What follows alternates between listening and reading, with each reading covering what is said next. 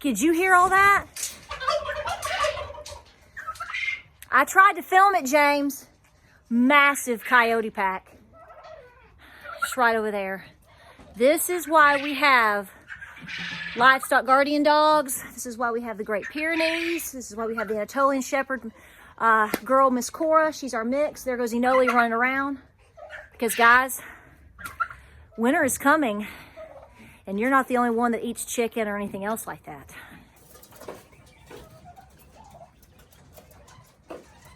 So hey guys, welcome to Appalachia's Homestead. It's Saturday night. What did you do for your hot date? Hey James, what did you get to do on your hot date on this Saturday night? We went to the mall. Yeah, we went to West Town Mall and then cleaned our barn. Which was more exciting? Close. So guys, welcome back to the channel. Thank you so much for all the kind emails and comments, and y'all, thank you so much. We appreciate, we just love you guys and appreciate you, don't we, girlfriend? Yes. So listen, a couple of updates. James and I are cleaning up the barn before we go to bed, checking on everything, listening to coyotes. Lots and lots of coyotes. So James and I were talking today because we had to run a couple errands. We kind of got thrown off our schedule this week. I can't imagine why. Yeah. So we ran to Knoxville today for a few hours, and we actually went to Turkey Creek and West Town Mall. First things first, let me tell you, let's do a report real fast on what we saw and what we think. See what, how it bounces off of what you're seeing, and then we'll get to the meat and potatoes. Okay, so first things first, I'm just going to do this really quick. We went to a place called Turkey Creek. If you live in Knoxville or in the Knoxville area, it is in West Knoxville, basically in Farragut. It's a large, basically it was supposed to be a shopping area. Movie theaters, Bath and Body Works, Target, Starbucks, Walmart, Belk, Gander Mountain. What else is there? I mean, for the last solid 15 plus years, Turkey Creek is pretty much the place to go shop. In fact, it got so popular there for a while, several years ago, that there was concern of how, basically, is it hurting the mall? Is it hurting West Town? So anyway, we don't go there too often. I don't think it's like it used to be. And while there were folks shopping today, there were cars going in and out of Turkey Creek, all the different shops and different things like that. We went to first we went to Verizon.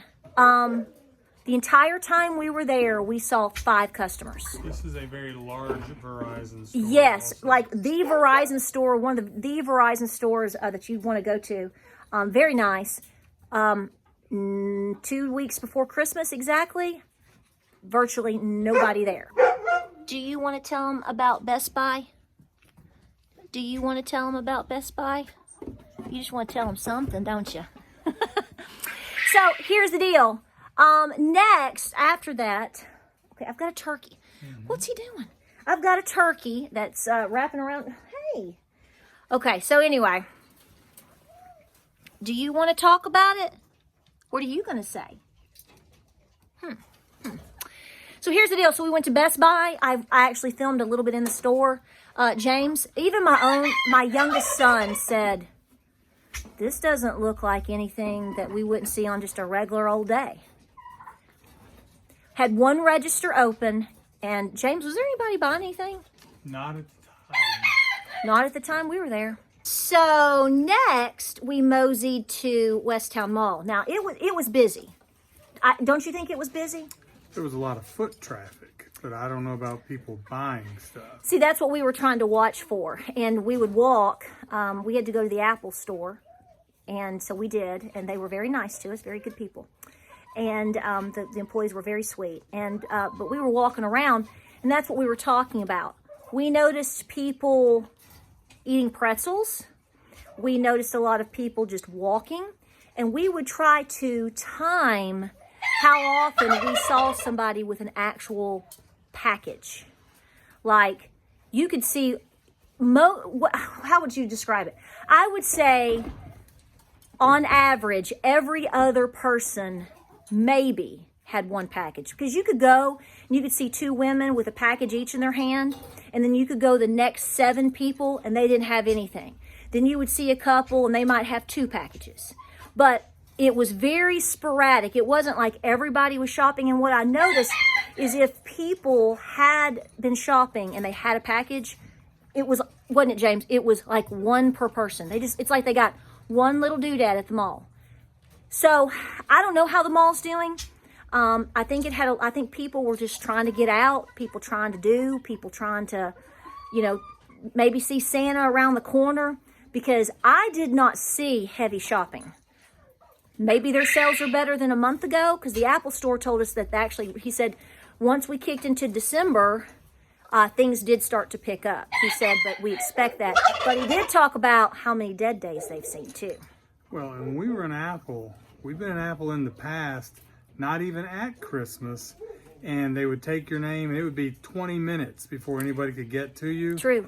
Tonight, it was literally no more than a minute to 2 minutes. Right. So if you guys want to know why I was at the Apple Store, it's because of the products that I have, that I make my videos on, that I've been making my videos on since the beginning of my YouTube channel, are all Apple products. So we go in there from time to time in case we need help with our products, or if I need to replace something, based upon what I already have. So letting you know the deal with that. That's why we went to Best Buy, Verizon, and the Apple Store, because we're trying to figure out some more doodads and things like that to help with what we've already got to make better videos for you. Now, James, this is going to come as a new topic for me, so we're going to get your insight. Okay, so I'm going to say this 5 times over probably, and James is going to come in and say one thing, and it's going to be beautiful and very simple. Here's the bottom line. I'm not telling anybody, I don't think you are either, we are not trying to suggest anything to anybody in terms of what they need to do for their personal situation, their job, their finances, their life. But we've been talking about this subject off and on, about the whole idea of retirement. Here is why I'm going to say what I'm going to say, and I hope it makes sense. And James, you can make it sound so much nicer than me. So here's my point, and I'm just going to make it short and sweet. If you are at a point of retiring, either tomorrow or within the next year, I really think that you need to, depending upon your situation, I'll clarify that, depending upon your situation, I think that anybody that's in the zone to retire should get to that date and then really, truly assess what's going on, and then make the decision if you can hang on at least another 6 to 12 months after that. Here's where I'm going with this. My own father, so let me just say this, I'm not telling anybody that's old enough, is my age or older, or especially old enough to be my mom or daddy, what to do. I'm just saying I'm worried about people. For example, my own father can actually, this coming year, 2023, can retire from his job. And he's thinking about it. As we are pressing closer and closer to 2023, and we have so many things going on, we know we're in a recession, we know it's worse than they're telling us. Okay, so let's just establish the fact that we know all these things. I personally feel that if things get even halfway to where we think they're going to go, I think you're going to be, if you've got a good job and you've been there for a long time and you don't have to retire just yet or whatever, I really think you need to hold on, because I would hate for somebody to retire and then 3 to 6 months later, they look back and they go, I need that job, I need that money. And they gave things up in order to retire. Now, let me say this much. If somebody's having serious health problems, or there's personal circumstances that it would behoove you to retire, that's different. That's not what I'm talking about here. I'm saying if you're floating along right now and you're thinking about retiring really soon, and you can make it to that date, I want you to try to reassess, the freedom that you have. You know what, I don't have to be here. I'm here because I want to be here. It's like you just don't have that same pressure. James, sum it up for me. Well, when you retire, in most cases, you go on to a fixed income. And if the economy turns, and a lot of folks out there are saying that it's going to in 23, and you've retired, good jobs are going to be hard to find, and unless you are a really invaluable employee, it's going to be tough to get your job back. I think so too. So if you can get to the point where you're eligible for retirement, and then you hold on maybe through most of 23 to see what happens, I think you'll be glad that you did. Well, and that's what we were talking about earlier on the way home. We were talking about this whole subject, and this is what I've expressed here, and you know this as well as me. So here's the deal. So I've talked about our story about how I lost my job in 2008. And a year and a half prior to that, Valentine's Day, we had made the decision to, I was very upset and worried about our financial situation. And you said, let's change it. So we sold the house. We sold everything. We paid everything off. And we decided that the goal was for me to come home as a stay-at-home mom, right? But what we found out is once we got debt-free, we wanted to make sure that we had enough nest egg to put away. So it was hard for me. Once I got there, I wanted to quit that day, right? I was like, I wanted to quit right then because I hated my job. But at the same time, there was a beautiful silver lining, and it was so much easier to get up to go, you know what? I don't have to go to work today. Going to work makes my finances a little bit easier, but I've got a goal, and I want to put away X amount of dollars so that if something were to come down the road in a year from now, we're going to be more comfortable at home. So what I mean is I had a different outlook on going somewhere that I hated going to every day.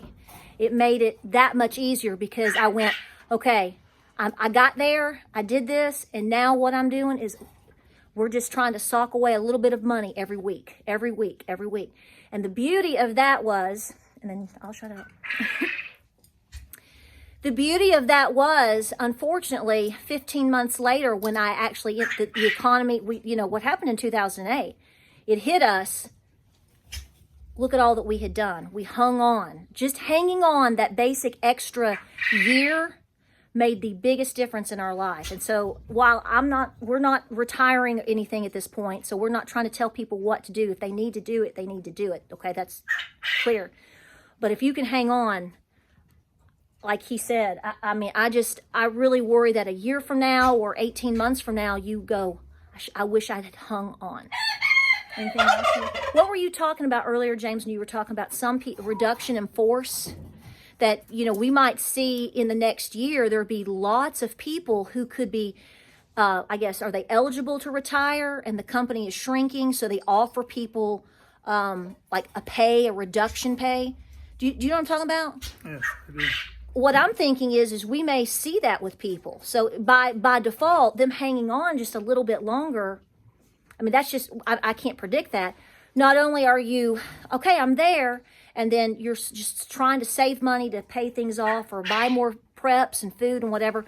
But what if the economy gets hit so hard that maybe some of y'all get an offer in reduction in force pay? Does that make sense? I feel like I've confused you. No, you're right. The company I work for has done it a couple of times. You have a relative that went through the same thing. Mm-hmm. Unfortunately, in this particular case, she didn't hold on because she didn't know it was coming. And right. then she missed out on a great opportunity. Right, and then she regretted retiring. Right. So I'm not saying that's going to happen, but I think it could happen for some people. If you can just hang on and you've made some extra money trying to not retire just yet, and then your company comes in and says, anybody want to retire? We're offering X amount. That's just more bonus that's a bonus. So I'm just trying to think of different things for different people. Anything else you want to say, close it out? I think the bottom line is if you have a good job, hold on to it as long as you can, at least through 23, to see what the markets are going to do. The housing market, the automobile market, the financial markets. Because if nothing goes bad and you've worked an extra 6 months, well, then you have an extra 6 months worth of retirement. Right. But if it does go bad, then you'll certainly appreciate that decision to be cautious and keep the job. I just think it puts, for those that can hang on, that choose to hang on, I'm switching arms. I think that it puts more control back into their personal situation. Absolutely. if you can retire right now and you can just, get it to where you are automatically programming yourself to a fixed income, and yet you're still going to work, but you're putting that money away, even if it's just a month or 6 months, like he said, whatever, that could be life changing. So I was just thinking about everybody. So, I'm not trying to tell anybody what to do. James, do I ever tell anybody what to do? Not me. All right, guys, we appreciate you. I told him thank you so much for all the kindness. Thank you.